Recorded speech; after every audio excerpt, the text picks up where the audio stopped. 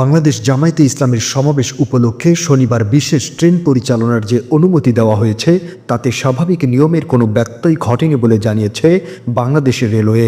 শুক্রবার বাংলাদেশ রেলওয়ের এক সংবাদ বিজ্ঞপ্তিতে জানানো হয়, আগামীকাল ১৯ জুলাই শনিবার বাংলাদেশ জামায়াতে ইসলামের সমাবেশ উপলক্ষে দলটির আবেদনের পরিপ্রেক্ষিতে ৪ জোড়া বিশেষ ট্রেন পরিচালনার অনুমোদন দিয়েছে বাংলাদেশ রেলওয়ে।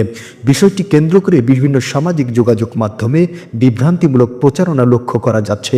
তারা রাজনৈতিক দলের আবেদনের পরিপ্রেক্ষিতে বাংলাদেশ রেলওয়ে কর্তৃক বিশেষ ট্রেন পরিচালনার অনুমতির পূর্বাপর ইতিহাস বা নজির না জেনে পক্ষপাতমূলকভাবে সামাজিক যোগাযোগ মাধ্যমে বিভ্রান্তিকর তথ্য প্রচার করছে বলে বিজ্ঞপ্তিতে জানানো হয়।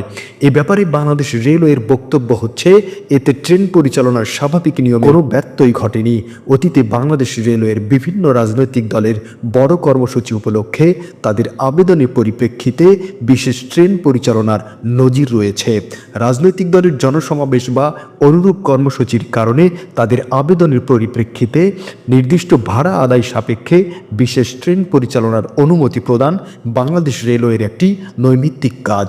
বিজ্ঞপ্তিতে বলা হয়, এই ধরনের বিশেষ ট্রেন পরিচালনার অনুমতি প্রদান না করলে বিভিন্ন রুটে চলাচলকারী নিয়মিত ট্রেনের টিকিটবিহীন যাত্রী নিয়ন্ত্রণ করা বাংলাদেশ রেলওয়ের জন্য অত্যন্ত কঠিন ও দুরূহ হয়ে পড়ে।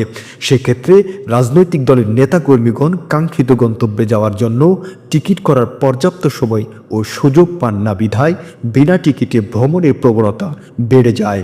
এতে বাংলাদেশ রেলওয়ে কাঙ্ক্ষিত রাজস্ব আয় থেকে বঞ্চিত হয়। অন্যদিকে বিশেষ ট্রেন পরিচালনার অনুমতি প্রদান করার ফলে নির্দিষ্ট ভাড়া পরিশোধ সাপেক্ষে দলের নেতাকর্মীরা ওই ট্রেনে ভ্রমণ করতে পারেন।